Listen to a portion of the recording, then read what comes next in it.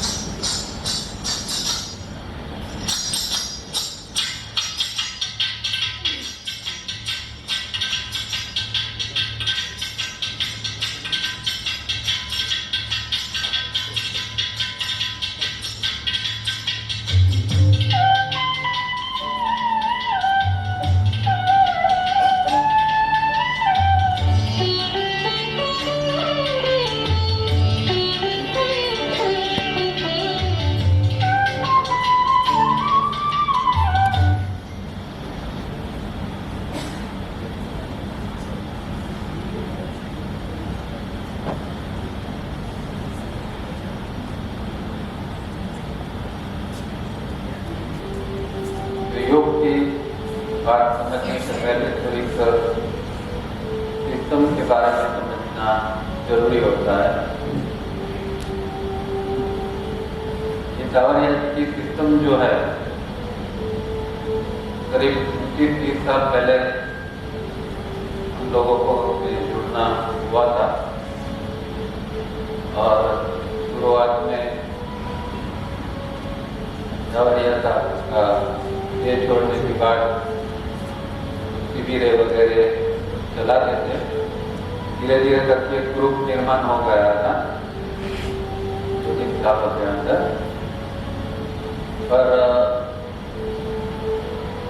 शुरुआत में हर चीज में होता है ऐसा, ग्रुप भी थोड़ा अपक्व था, इमेच्योर था, तो सब अपने अपने ढंग से काम करते थे।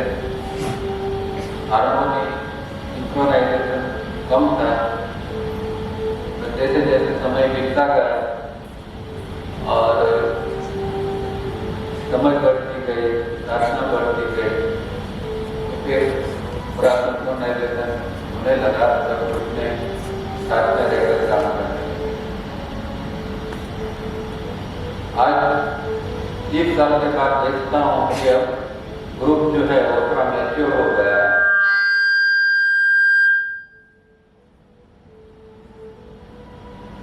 तो अगर हम साधना करते हैं जीवन के अंदर कोई परिवर्तन आता है। दुनिया की कोई फिलोसॉफी हमारे अंदर परिवर्तन नहीं लाती है, कोई और चीज हमें परिवर्तन ला जाए, जितना भी सुन ले, समझ ले, फिलोसॉफी कर ले, सत्संग कर ले, पर उससे ज्यादा फर्क नहीं पड़ता है।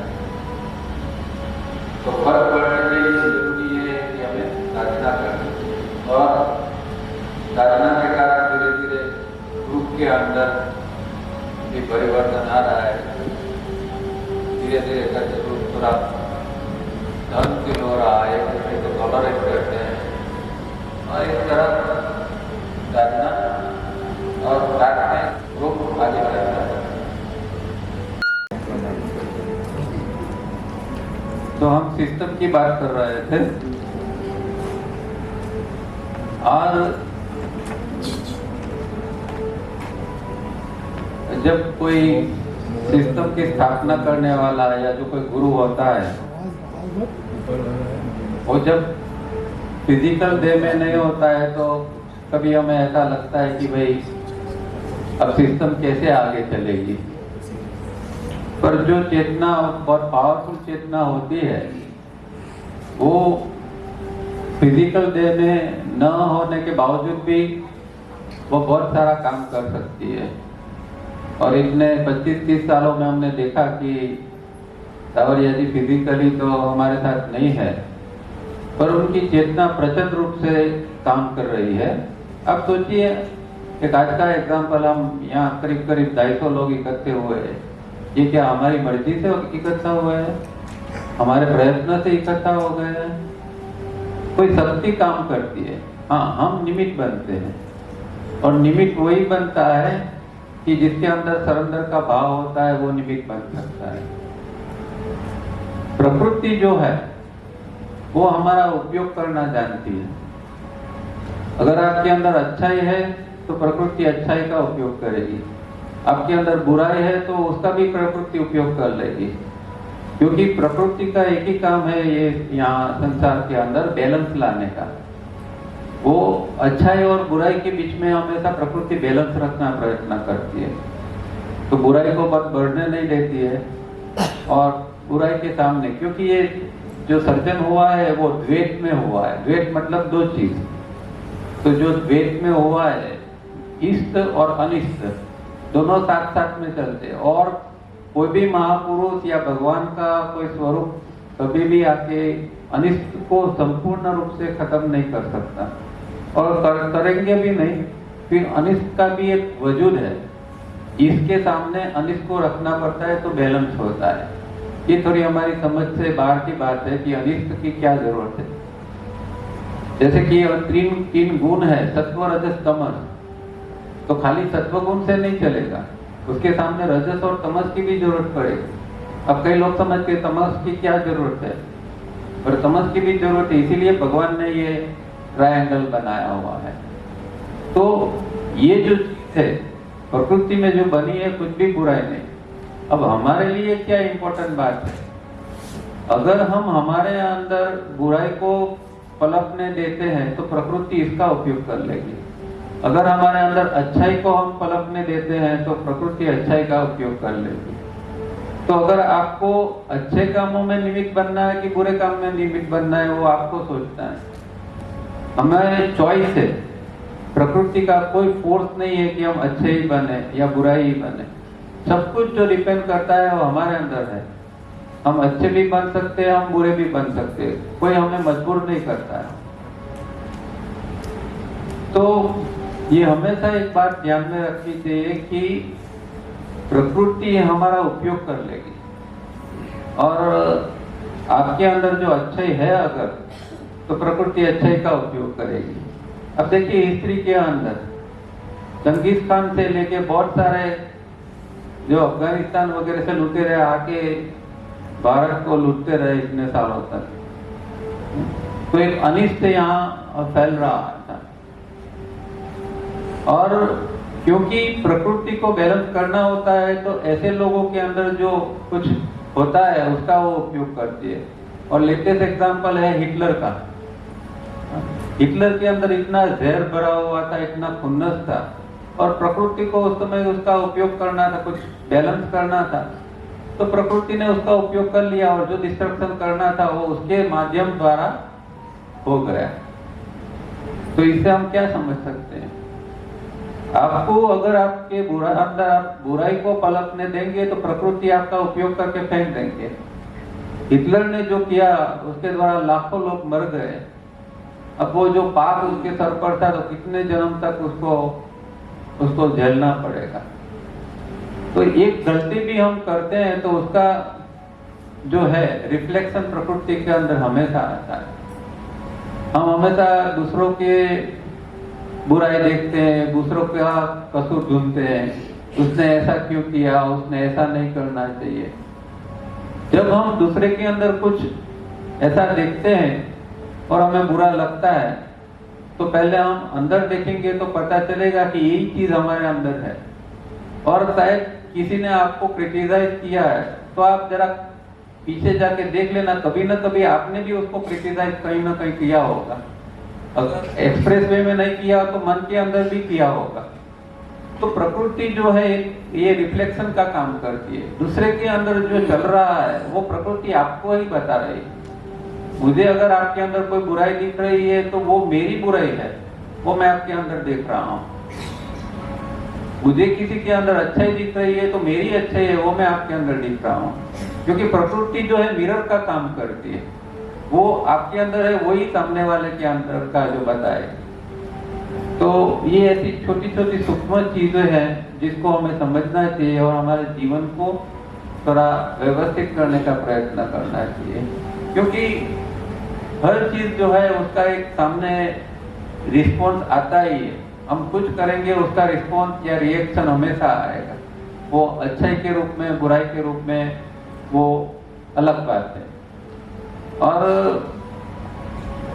जो हम बाहर कारण ढूंढते चीजों का, कभी भी कोई भी कारण बाहर नहीं होता है। कुछ भी घटना हुई उसका कारण हमेशा अंदर होता है। तो हम कर्म को बाहर ये करते कि उसने ऐसा किया, उसका देखो ऐसा फल आया, ये नहीं है।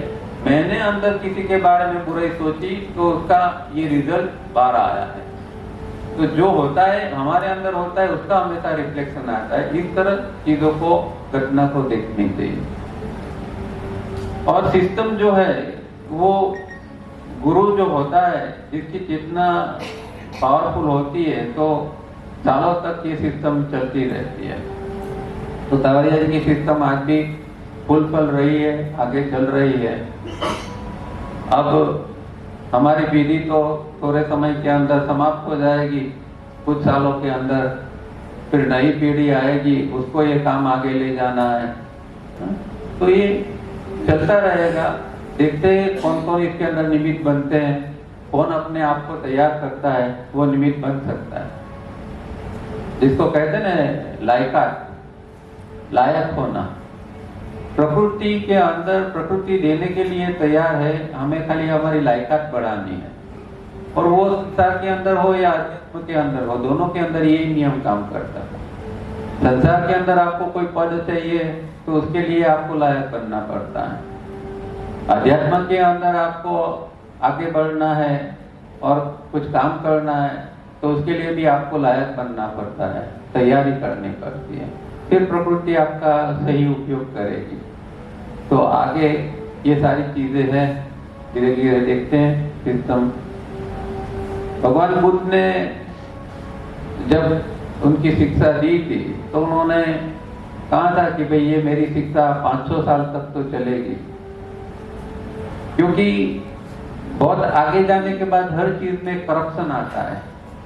तो बुद्ध की सिस्टम भी जो आगे चली तो कुछ 3-4 पीढ़ी के बाद में उसके अंदर भी करप्शन आ गया, उसका तंत्र जुड़ गया, उसके अंदर और चीजें घुस गई और उसके जो अलग अलग विभाग होने लगे। इस तरह जो है वो सिस्टम जो है वो कुछ समय के बाद थोड़ा करप्शन का प्रॉब्लम आता है।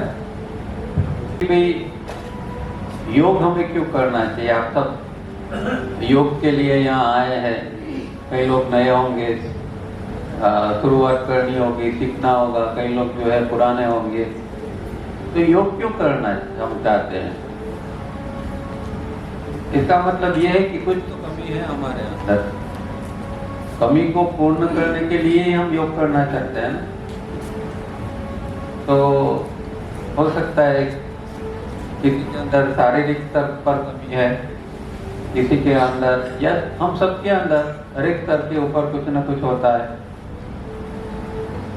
तो शारीरिक स्तर है, मानसिक स्तर है, भावनात्मक स्तर है, इन तीनों के ऊपर जो है हमें काम करना पड़ता है। शरीर को स्वस्थ रखना पड़ता है, मन को निर्मल रखना पड़ता है, भाव को शुद्ध रखना पड़ता है। तो ये सारी चीज जो है वो योग हमें सिखाती है, कराती है। अंदर हम देखते हैं कि सुख कम और दुख ज्यादा होता है। ज्यादातर तो कह सकते हैं कि भाई 70% जितना दुख होता है के अंदर और 30% जितना दुख होता है। हर एक के अंदर थोड़ा परसेंटेज कम ज्यादा हो सकता है। तो भगवान बुद्ध ने कहा था कि अगर आपको दुख की आत्यांतिक निवृत्ति करनी है तो फिर अध्यात्म या योग जो है साधना करनी चाहिए।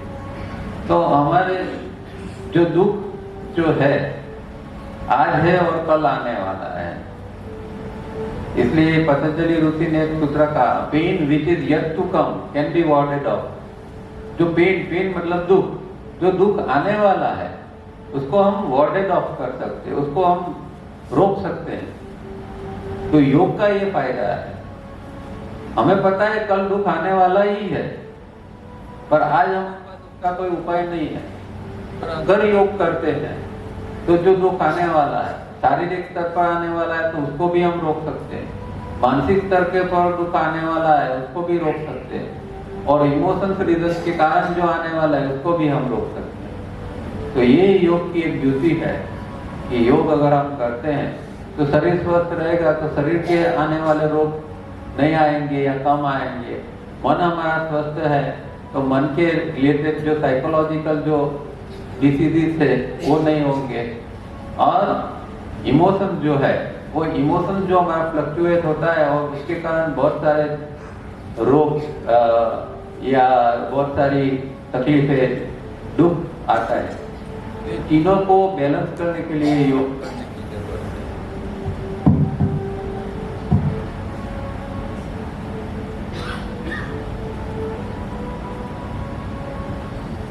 अब दूसरी बात, हम दुनिया में सुख ढूंढते हैं, तो सुख कहाँ है? बाहर है कि अंदर है? सुख कहाँ? अंदर होता है। सुख को पाने के लिए भगवान ने हमें क्या दिया है? पूरा सोचते रहना, नहीं तो नींद आ जाएगी। नाश्ता करके बैठे होंगे तो ऐसे कहा सकता है नींद का।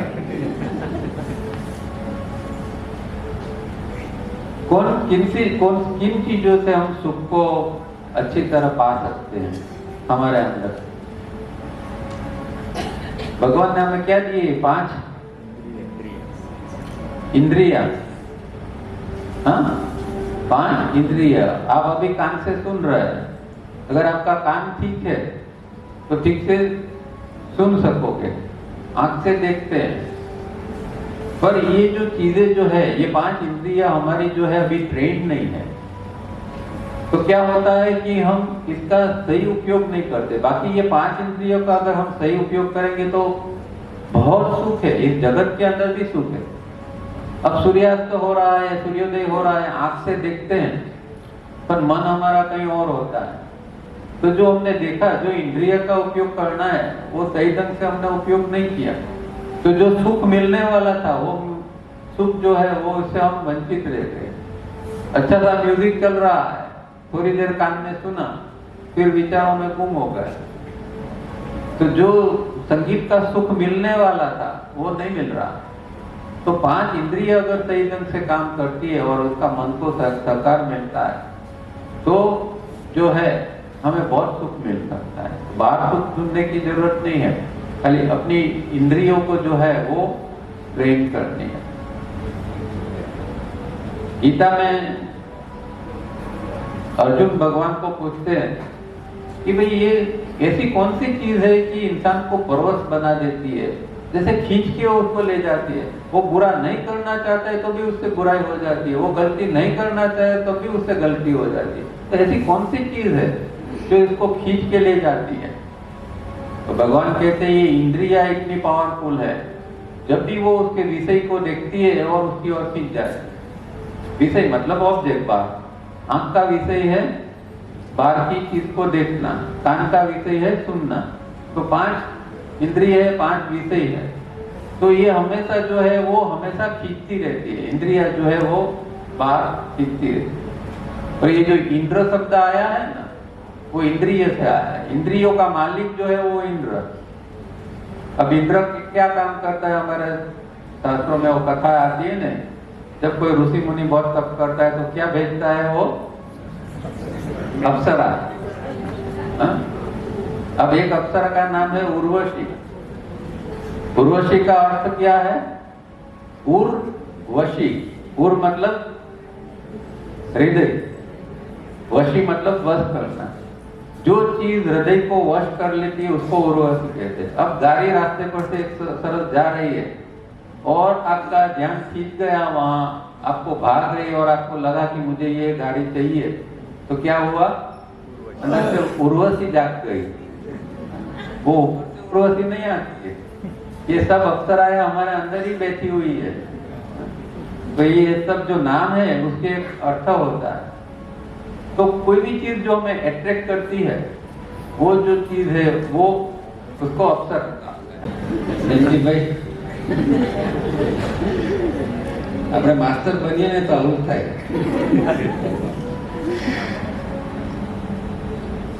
ठीक है, तो दूसरी बात, भगवान ने हमें बहुत 2 चीजों का एक बहुत अच्छा मैकेनिज्म दिया है। ये दादाजी जी खास कहते थे इसलिए मैं ये बता रहा हूँ, उसके बाद में हम रिफाइनिंग पर जाएंगे कि एक 2 प्रकार के मैकेनिज्म परमात्मा ने हमें दिए हैं।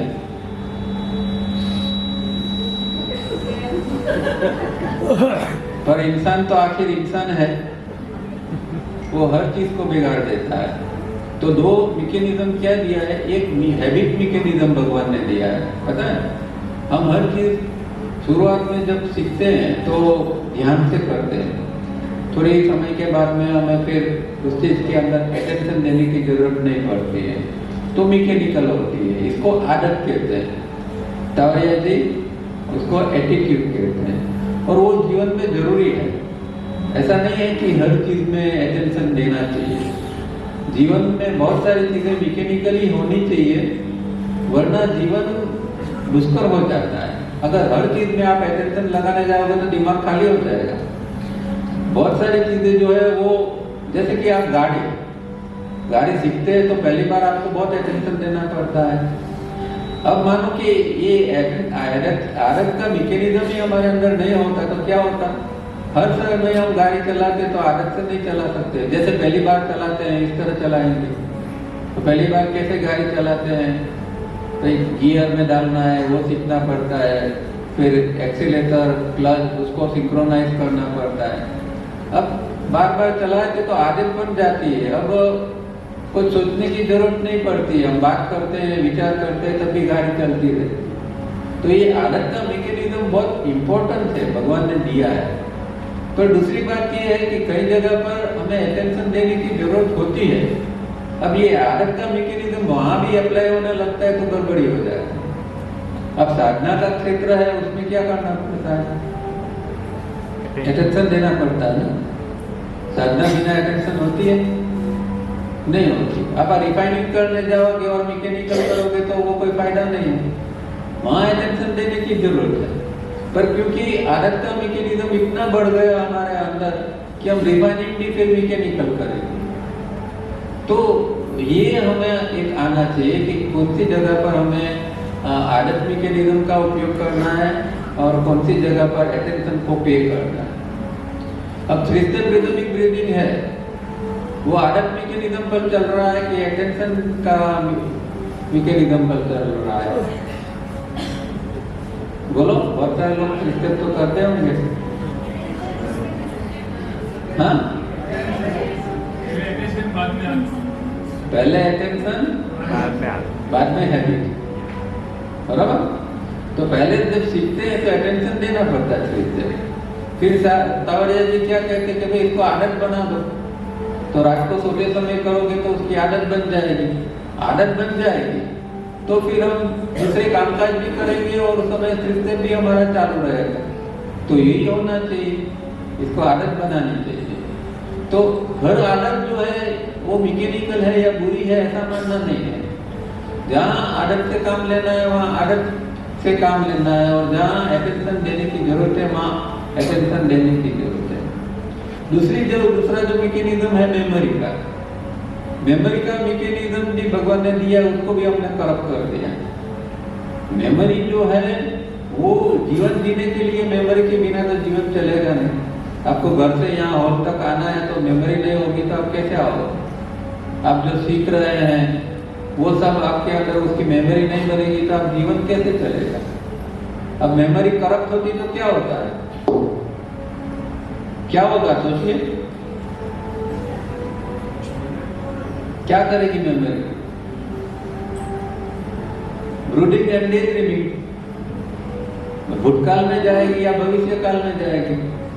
मेमोरी को तो वर्तमान में रहना है ना, मेमोरी को हमें सिखाना पड़ता है वर्तमान में रहने के लिए। अब वो मेमोरी करप्ट हो गई तो आप यहाँ बैठे तो कितने समय यहाँ बैठते हैं? आपका जो है वो प्रेजेंट मोमेंट में कितने समय आप रहते हैं? थोड़ी थोड़ी देर में घर याद आ जाता है, किसी को घर याद आता है, किसी को ऑफिस याद आते हैं, किसी को बाल बच्चे याद आते हैं, किसी को अभी यहाँ से जाके शाम का क्या प्रोग्राम है वो याद आता है। तो क्या हुआ, ये मेमोरी जो है वही यही काम कर रही है ना। यहाँ शरीर बैठा है, उसका काम है कि भाई जो चल रहा है उसके अंदर उसकी हिस्सेदारी है, पर मेमोरी क्या करेगी? शरीर यहाँ बैठा है, मेमोरी हमें कहीं पर ले जाएगी, घूमने ले जाएगी। तो मेमोरी भी हमारी करप्ट हो गई है। तो उसको किस तरह वर्तमान में जिए जाए ये मेमोरी का उपयोग करके हमें करना है। और इसलिए एक शब्द आता है वर्क मेमोरी, मतलब साधना के लिए हमें एक मेमोरी तैयार करनी है कि जो मेमोरी हमें याद दिलाए। अभी 3 स्टेप करना है तो 3 स्टेप की वर्क मेमोरी होगी तो आपको बार बार याद आएगा कि नहीं मुझे तो 3 स्टेप करना है। आपको अवेयर होना है, तो अवेयरनेस के लिए अगर मेमोरी वर्क मेमोरी बन जाएगी तो आप बार बार उसके लिए प्रयत्न करेंगे। तो इस तरह ये जो है ये दो एक मैकेनिज्म है, उसको भगवान ने दिया है पर हमने करप्ट करके रख दिया है।